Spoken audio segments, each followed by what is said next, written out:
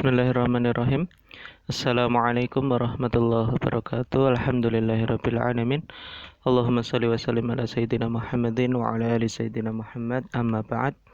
Mas Mbak sekalian, kelas 11 program keagamaan yang insyaallah dipun muliakan oleh Allah Subhanahu wa taala. Pada kesempatan kali ini kita lanjutkan KPM kita materi akhlak tasawuf.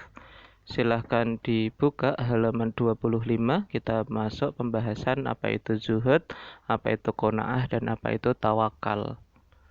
Nah, zuhud itu apa? Beberapa dari teman-teman pernah menanyakan ya, zuhud itu apa? Zuhud adalah tarkul haram, meninggalkan sebuah keharaman, meninggalkan hal-hal yang haram. Anda tahu bahwa minuman ini haram, maka Anda tinggalkan. Anda tahu bahwa mengambil sandal temannya tanpa izin itu haram, maka Anda tinggalkan. Ya, Anda mengetahui bahwa korupsi haram, maka Anda tinggalkan. Nah, itu Anda sudah berarti melakukan sebuah kezuhudan. Wadunya dan dunia, dalam artian meninggalkan hingar-bingar yang membuat kalian senang dengan dunia gitu loh, membuat kalian lupa atau lalai kepada Allah dari Allah Subhanahu wa taala. Jadi misalkan api-apian mobil seperti itu ya misalkan, dan padahal dalam status kita yang mungkin masih pelajar, kita pergi nggak jauh-jauh amat gitu ya, maka sebenarnya kita belum terlalu membutuhkan itu. Namun ya karena tuntutan zaman, karena tuntutan masyarakat pengen terlihat wah, pengen seperti teman-teman yang lainnya, terus akhirnya kemudian kita nyari mobil. Nah, seperti itu berarti kita tidak berzuhud. Jadi zuhud adalah meninggalkan keharaman dan meninggalkan dunia. Wala yubali min akhdiha, dan tidak peduli min akhdiha, dari ngambil dari dunia tadi. Jadi akhdiha jiko dunia, maksudnya ngambil ya itu kayak misalkan membeli mobil, membeli perhiasan yang tidak penting gitu ya, dan lain sebagainya. Qala Nabi sallallahu alaihi wasallam, Nabi bersabda, izhad fit dunya yuhibbukallahu. Berzuhudlah kamu di dalam dunia atau dalam babakan dunia, dalam hal-hal duniawi, maka yuhibbukallah, maka Allah akan mencintaimu, menyukaimu. Washad fi ma'aidin nas yuhibbuka. Maka dan berzuhudlah kamu terhadap apa yang dimiliki manusia. Berarti dalam artian Anda jangan meren gitu ya, jangan mudah iri dengan yang dimiliki manusia. Maka yuhibbuka annasu, ini kurang annasu, mungkin bisa ditambah gitu ya. Dan berzuhudlah kamu dengan apa yang dimiliki manusia, maka manusia juga akan mencintai kamu. Kan gitu ya, misalkan jenengan teman-teman punya HP bagus, ya jangan teman sampean punya HP bagus, maka ya jangan sampai sampean iri pada teman sampean gitu nih.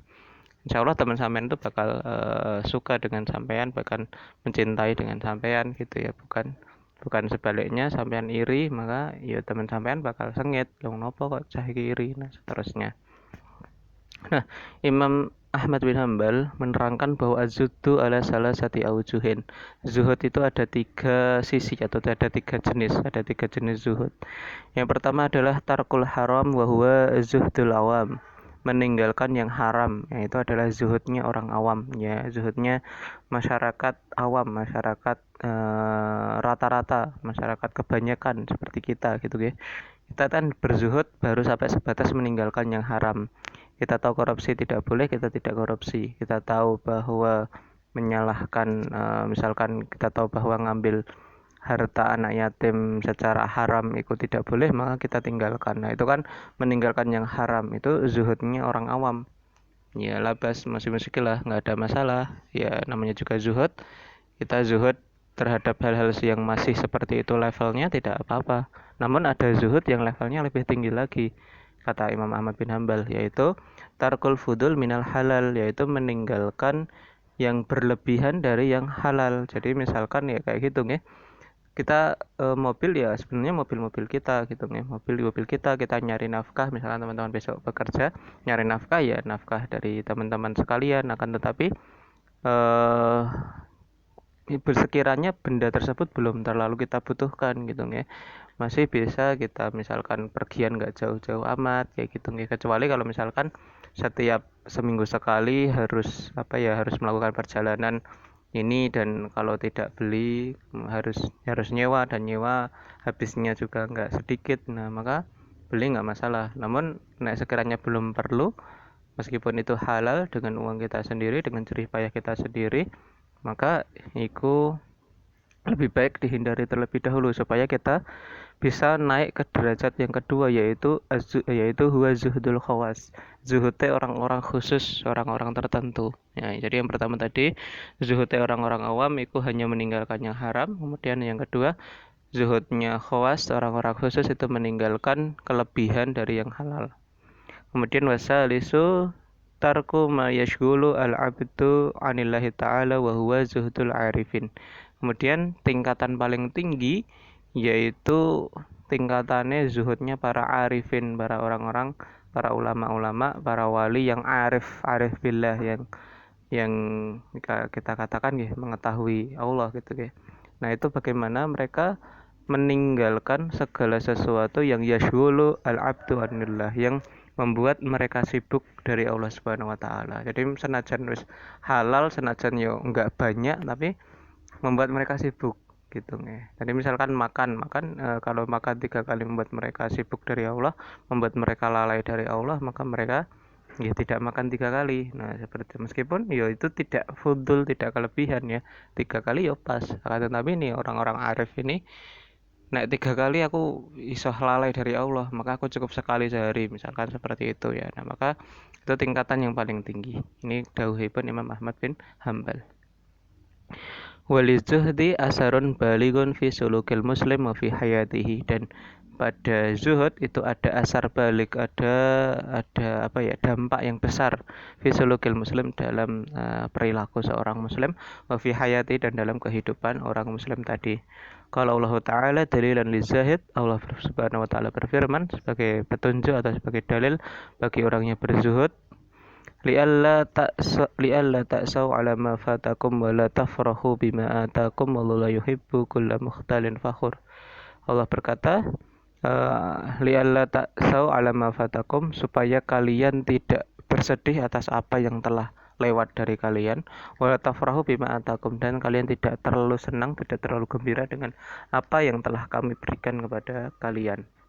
Nah, Imam Junaid syarihan lihadil ayah berkata, Imam Junaid menjelaskan ayat ini, az-zahid, orang yang berzuhud itu, orang yang zuhud itu, la yafrahu minad dunya bimawjudin, tidak senang, tidak gembira, tidak terlalu gembira dengan dunia, bimawjudin, dengan yang ada. Maksudnya ono mobil kok seneng, nah itu berarti tidak zahid.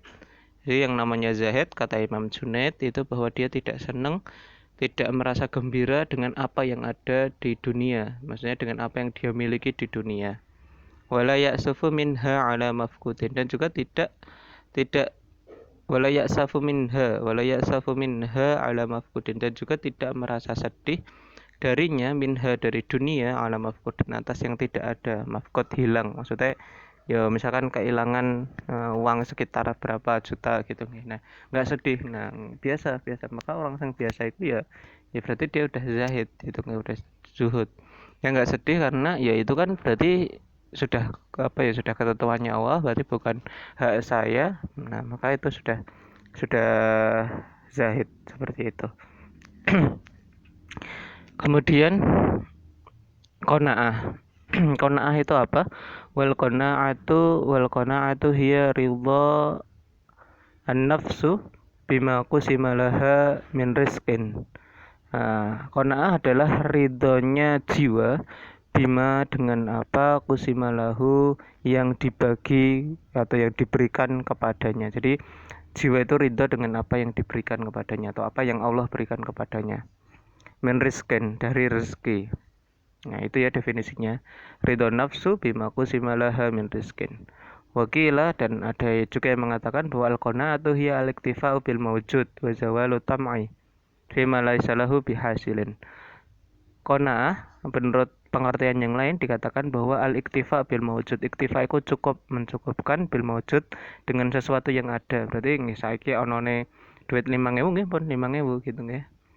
Wa zawalu tamai fi ma laisa bihasilin, dan menghilangnya tamak, hilangnya keinginan. 5.000 ya wis gak ono keinginan duwe lebih gitu nggih. Fi ma laisa bihasilin, terhadap apa yang dia tidak mampu capai. Wal qanaatu syifaun wa dawaun. Nah, qanaah itu adalah ya obat, dan syifa itu penyembuh, kemudian dawa itu obat. Ini qanaah ini bisa menjadi obat kita gitu nggih dalam kehidupan kita. Karena banyak gitu nggih kejadian ya seperti itu. Misalkan kita pengen mobil, misalkan kita tomak, kita pengen banget mobil. Nah, kalau kita nggak bisa qanaah, kita kemudian akhirnya nabrak-nabrak. Oke lah, duitnya negara tak korupsi, misalkan naudzubillah. Oke lah, anak yatim tak ambil uangnya. Oke lah, aku tak melakukan penipuan seperti itu. Jadi itu karena dasarnya seseorang itu tidak qanaah, tidak bisa menerima rezeki yang diberikan kepadanya. Gitu ya. Jadi banyak sekali kejadian yang tidak baik terjadi karena hilangnya sifat qanaah pada diri seorang muslim. Nah, maksudnya apa? Syifa'un min da'il jasa'i wa tama'i. Syifa'un minal humumi wal ahzan. Ya, maksudnya qanaah ini adalah syifa, penyembuh, min da'in dari penyakit, al jasa'i wa tama'i, yaitu ya tomak seperti itu nggih, pengen iri, pengen sesuatu yang yang berlebihan seperti itu. Wa syifa'un minal humumi wal ahzani, dan penyembuh dari humum. Humum itu sedihnya dari dalam diri kita sendiri, kemudian ahzan itu sedih karena sesuatu yang di luar seperti itu. Kemudian syifa'un minal karahiyati wal hasadi, kemudian juga syifa dari karahiyah, hal-hal yang membenci, hal-hal yang dibenci atau hal-hal yang tidak bagus, wal hasadi, dan juga dari hasad. Ya intinya kurang lebih pokoknya qanaah itu sifat dari sifat terpuji yang menjadi obat dari seperti itu ya. Banyak sekali hal, toma, kemudian sedih, temen duwe mobil kok duwe ra duwe, nah itu kan bisa menyebabkan kita sedih ya. Nah, kalau kita tidak qanaah, maka kalau kita qanaah berarti itu adalah penyebab obatnya. Faman udima al qanaatu isdada tasakhutuhu wal qalqaluhu wa qalquhu. Faman udima, maka barang siapa yang tidak ada al qanaatu qanaah, isdada, maka akan bertambah tasakhutuhu, ketidaknyamanannya, wa qalquhu, dan kolaknya, kegelisahannya gitu ya. Wa khurima minar ridha bima razaqahullahu wa atahu, maka diharamkan dari ridha dengan apa yang Allah Subhanahu wa taala rezekikan kepadanya dan Allah berikan kepadanya. Mahina idin la yuradihi ta'aman yushbi'uhu, dan ketika waktu itu dan pada waktu itu maka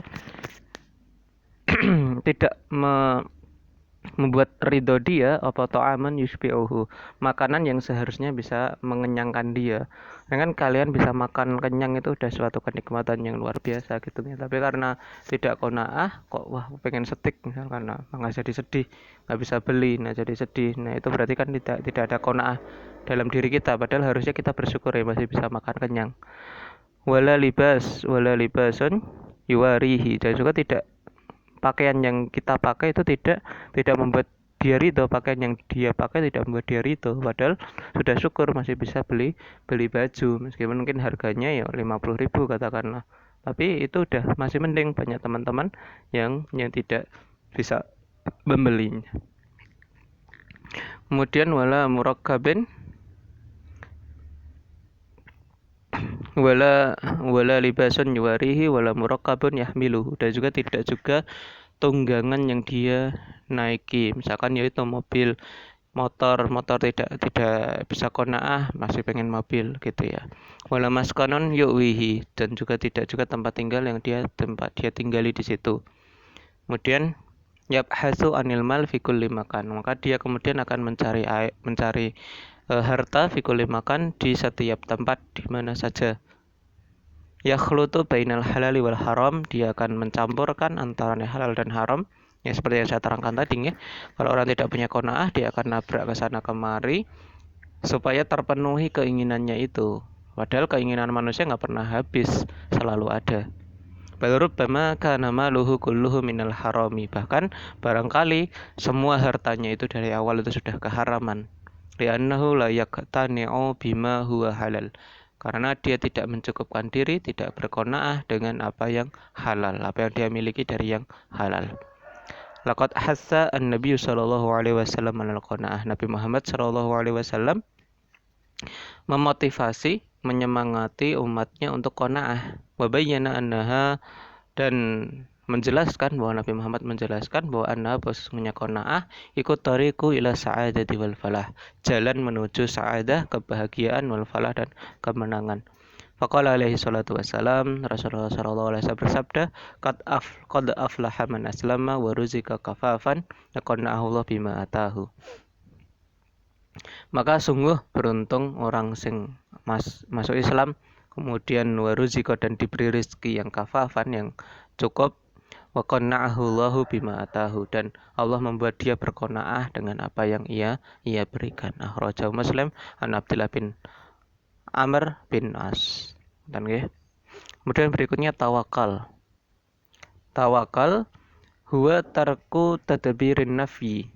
Tawakal adalah meninggalkan ngurusi yang tidak ada. Ini qanaah sama tawakal ini kan ya tipis-tipis gitu ya, tipis-tipis beda. Tarku tadbirin nafi. Tarku itu ninggalake, tadbir itu mengurusi, memikirkan, an-nafi itu yang tidak ada. Jadi meninggalkan memikirkan yang tidak ada, itu tawakal. Mobil kita gak ada juga usah dipikirkan gitu ya. Wal inkhila'u minal khawli wal quwati, dan melepaskan dari kuasa dan kekuatan. Maksudnya tawakal adalah meninggalkan memikirkan sesuatu yang tidak ada dan berlepas dari kekuasaan dan kekuatan. Maksudnya kalau kita nggak punya daya dan upaya untuk mengusahakan itu, ya sudah gitu nih. Gitu. Jadi ya wes gitu. Tawakal ya udah kita tidak perlu berusaha ngoyo gitu, keras, terlalu ngotot gitu ya. Terlalu ngotot, inhila minal khawli wal quwwah, itu intinya tidak terlalu ngotot, tidak terlalu keras ketika menginginkan sesuatu. Wa innama yuqawwil 'abdu ala tawakkali idza alima anna Allah Ta'ala ya'lamu wa yara ma huwa fihi.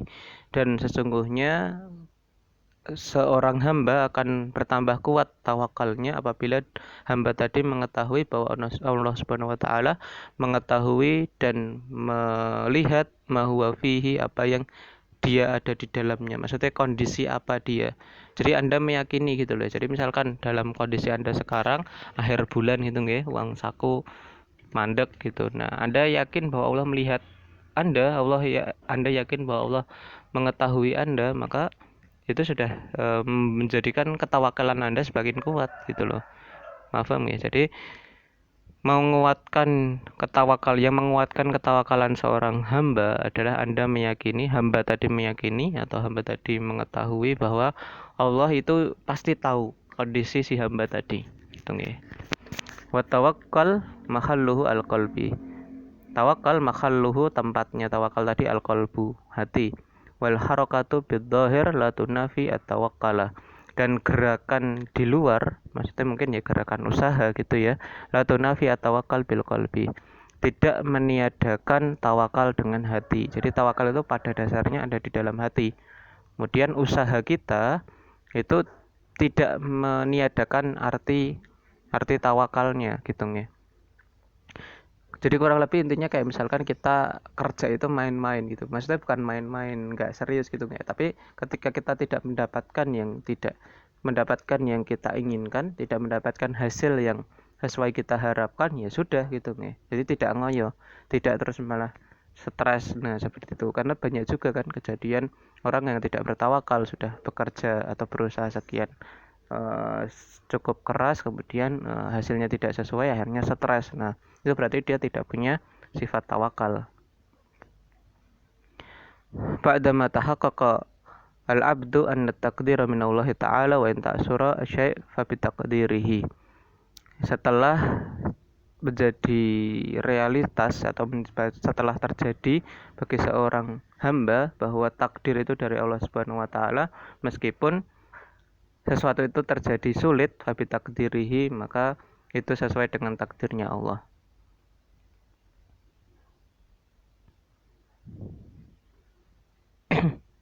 Jadi intinya bahwa bahwa apabila hasilnya tidak sesuai, berarti sesuai dengan yang sama yang tadi ya. Apabila hasilnya itu tidak sesuai ya sudah gitu ya, bahwa takdirnya Allah tidak seperti itu. Maksudnya yang ditakdirkan dari Allah tidak seperti itu. Allah berfirman wa 'alallahi falyatawakkalul mu'minun. Kemudian fayajibu 'alal 'abdi, maka wajib bagi seorang hamba ayyakuna i'timaduhu 'ala Allah. Hendaknya wajib bagi hamba untuk bersandar hanya kepada Allah Subhanahu wa taala, li'annahu karena Allah Subhanahu wa taala khaliqu kulli syai'in minal manafi wal madari wa syairi ma yadkhulu fil mawjud fala dharra wala nafi 'alal haqiqah illa Allah. Maka wajib bagi seorang hamba untuk bersandar atau untuk mempercayai bahwa Allah Subhanahu wa taala pada Allah Subhanahu wa taala. Kenapa? Karena Allah adalah yang telah menciptakan segala sesuatu, entah itu kemanfaatan, entah itu kemadharatan, ketidakmanfaatan, ya kecelakaan seperti itu, dan segala sesuatu yang ada di dunia, mayat khalufil wujud, sesuatu yang ada itu fala dharra wala nafi'a 'alal haqiqah illa Allah. Tidak ada kecelakaan, tidak ada kemadharatan, tidak ada manfaat kecuali pada hakikatnya itu berasal dari Allah Subhanahu wa taala.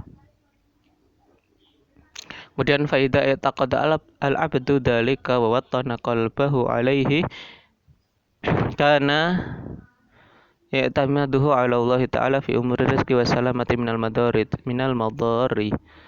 Faida i'tamada al-'abdu dzalika, apabila telah bersandar abdu seorang hamba atas itu wa wattana qalbahu alaihi, dan hatinya itu menjadi tenang karena itu, karena i'timaduhu 'ala Allahi fi umuri rizqi wa salamati minal madarati, maka i'timaduhu 'ala Allah, maka dia sandarannya itu hanya pada Allah Subhanahu wa taala, fi umuri rizqi, dalam umur rizqi, dan wa salamati minal madari, dan keselamatan dari bahaya-bahaya.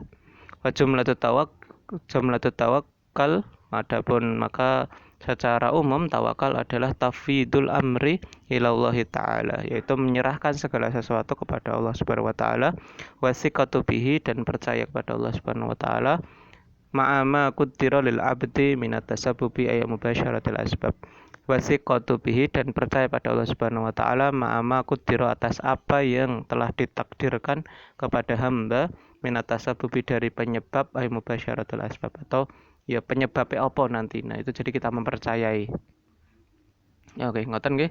Itu berkaitan dengan zuhud, qanaah, dan juga tawakal. Nanti silakan ditanyakan apabila ada yang kurang jelas. Terima kasih atas perhatiannya. Assalamualaikum warahmatullahi wabarakatuh.